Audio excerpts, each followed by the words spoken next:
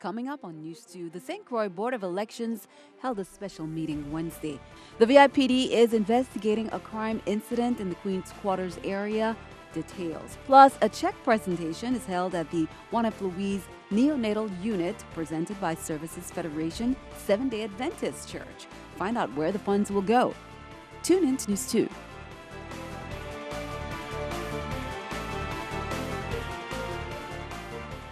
Hello, welcome, and thanks for joining us on this edition of News 2. I'm Sandra Guman Singh. Topping our newscast, the challenges with early voting continued Thursday, the third day since the new policy began. Residents have been voting by paper since Tuesday, but elections officials had promised that would change today. But then they changed their minds again. News 2's Erica Parsons has the story. The early voting problems continue to plague the election system, with voters continuing to question the Joint Board's plan to have ballots manually handled instead of electronically fed into a machine. The voter does not get an opportunity for the machine, when you scan that ballot, to see if there's an error there.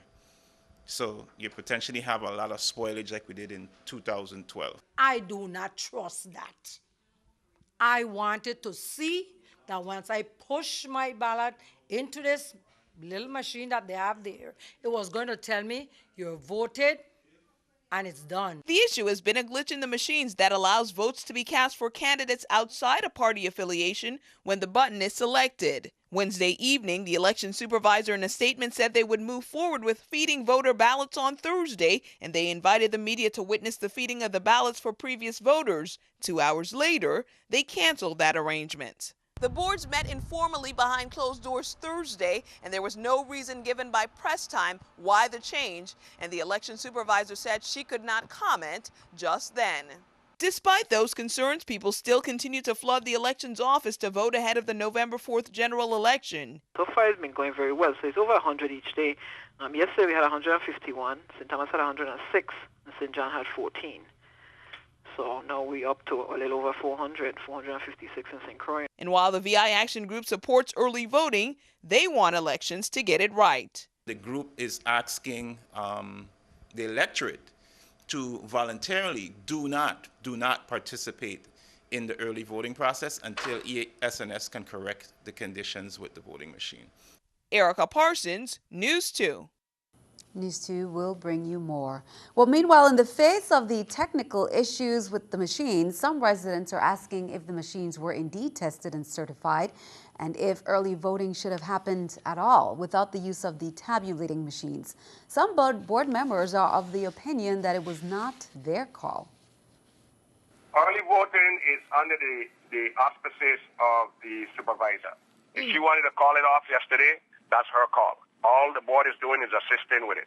It's not the board's call anymore. The governor vetoed the amendments that would have put it in the board's hands, and actually it's the supervisor's call. But I do agree with her position that we accept the ballots, we put them in the locked machines, in the ballot boxes, because the people have a choice.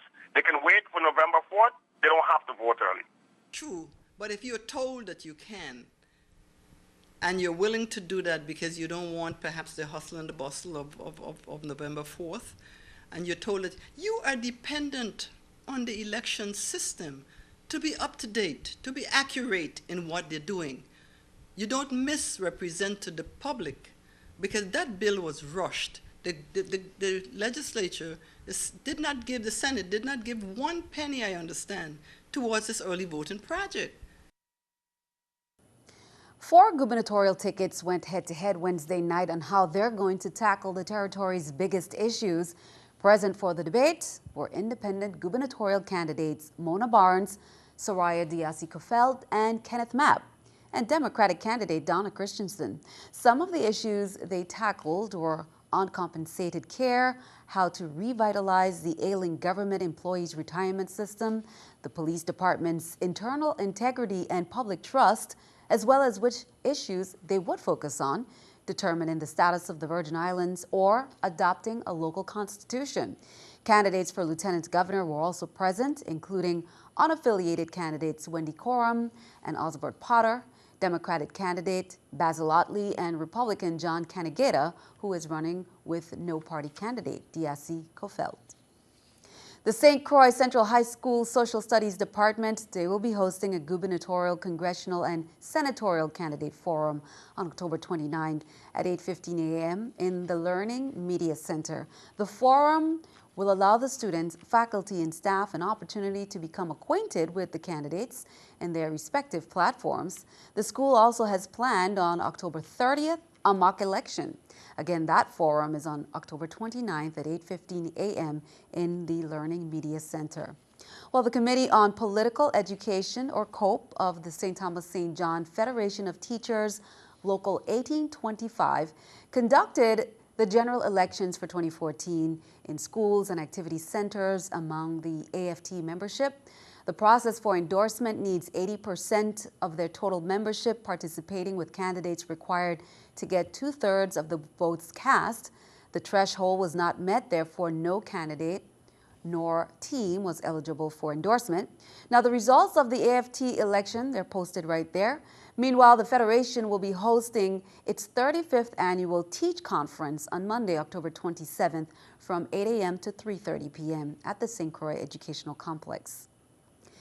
In other news, the U.S. Coast Guard is investigating the cause of a collision between passenger ferry Capital Venture and commercial sailing vessel New Horizons. The collision occurred Wednesday evening at St. Thomas. Capital Venture and New Horizons had collided about a half nautical mile east from the Red Hook Channel. Capital Venture was carrying 176 passengers and 5 crew. New Horizons had 24 persons and 4 crew members on board. As of Thursday, investigators were in the process of conducting damage assessments of each vessel. No major injuries were reported from both vessels. Well, armed police were seen canvassing an area outside of Queen Quarters Thursday morning on St. Croix. K-9 officers and special operations units searched a bushy area where a white pickup truck had been abandoned. Police have not released any details of the incident, but there were unconfirmed reports of a home invasion in the area. News2 will bring you updates as we receive them.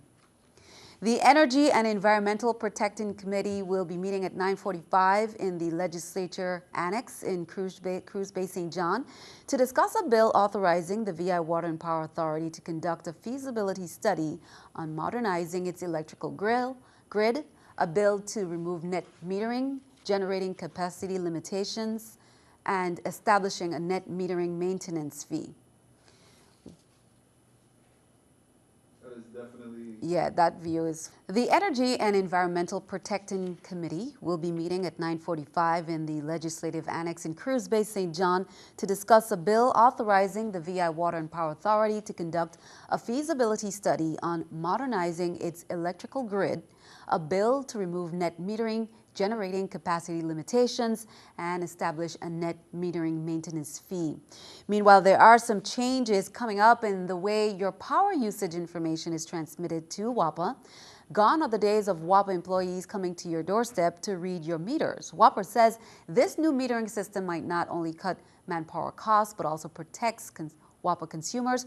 We'll have details on the new system from WAPA's CEO Hugo Hodge, how it benefits WAPA and the territory. We'll also have some concerns brought forth by residents who have doubts about the new WAPA metering system. The Port Authority announced Thursday that it has successfully closed on its bond financing. VIPA Executive Director Carlton Dow stated in a release that the authority refunded Marine Revenue Bonds Series 2003A and C in the amount of $24.5 million. The authority also used internal cash to pay off its 2003 Marine Revenue Bonds Series B.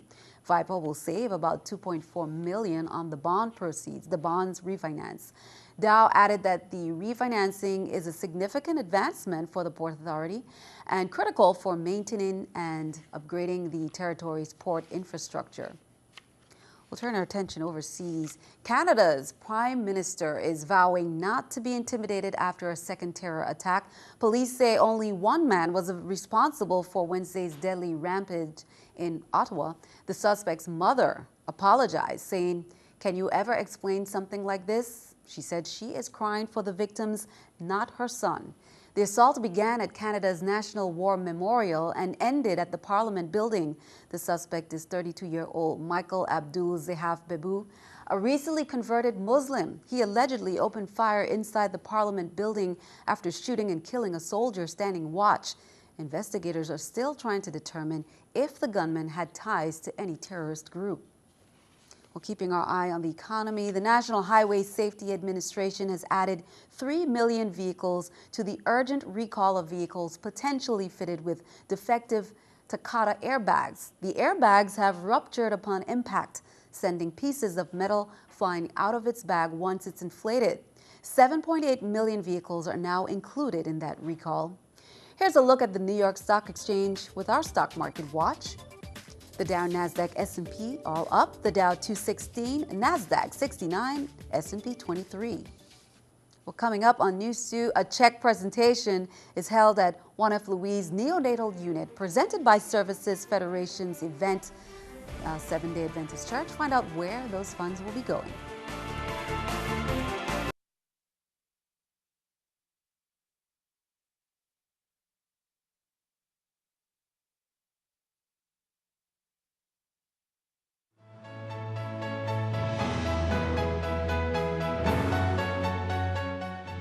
The St. Croix community is mourning the loss of longtime physician Dr. Frank Bishop. Congresswoman Donna Christensen expressed condolences to the family, patients, and colleagues of Bishop. According to reports, Dr. Bishop was found dead inside his practice Wednesday morning. Witnesses told media it appears he died of natural causes. Christensen said St. Croix has lost a dedicated physician.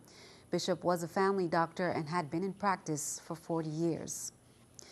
The Neonatal unit got a $3,500 donation Thursday to support the unit. The Community Services Ministry of the Seventh-day Adventist Church gave from the heart. It was the dream of member Gertrude Roberts.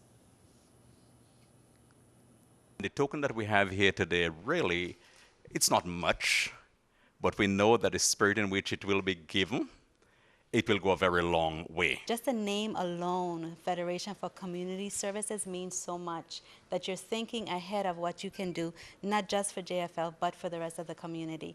So for being here for us today, thank you so much. There are so many needs, even in the youngest population, which are the newborns that we serve. We've also identified some other long-term needs that we can address with this gift, and we're just very excited and blessed to receive it. And congratulations, a great donation. Well, just a quick correction. Parents, teachers, and students, please take note. All public schools in both districts are closed both Friday, October 24th and Monday, October 27th. Department of Education officials say teachers in both St. Thomas and St. Croix districts will be attending professional development workshops.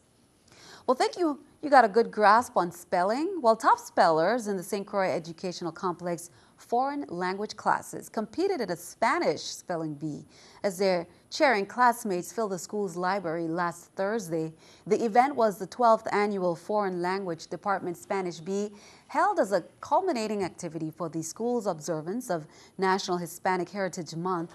First place winners, Aaron Nicky, second place, Hickey Ramos, and third place winner, Monet Rosary. They entertained their classmates. After over 10 rounds of spelling, Nikki emerged the champion by spelling, special words there correctly with hyphen and everything. Well, every year on the last Saturday of October, Banco Popular employees reach out to the community and lend their time and energies to help local nonprofit organizations or individuals in need. This Saturday, October 25th, the Virgin Islands employees will head down to the Fort Christian parking lot in St. Thomas from 11 a.m. to 2 p.m. to feed the less fortunate. Now, their motto is Bankers on a Mission, one plate at a time.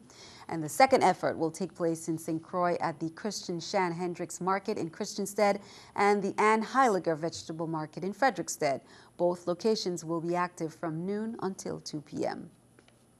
Well, on St. John, it began about 5 p.m. at Franklin Powell Park with the program first, then the March and Lantern Vigil.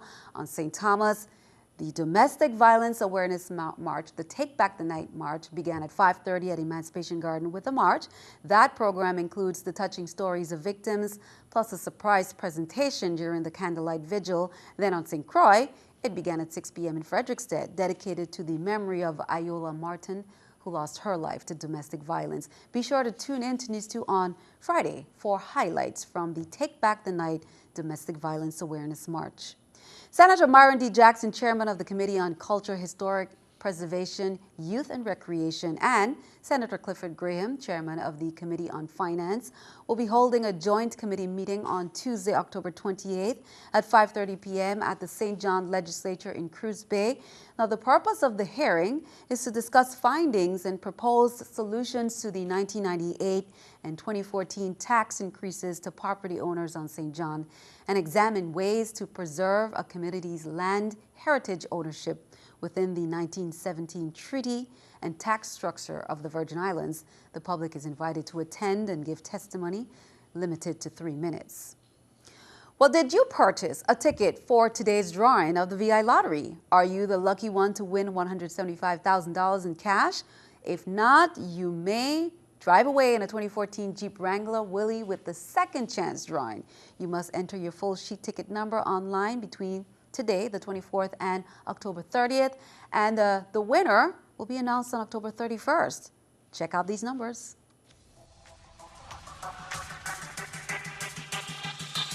The VI Lottery presents drawing results of today's drawing on News 2. Here are their top prizes.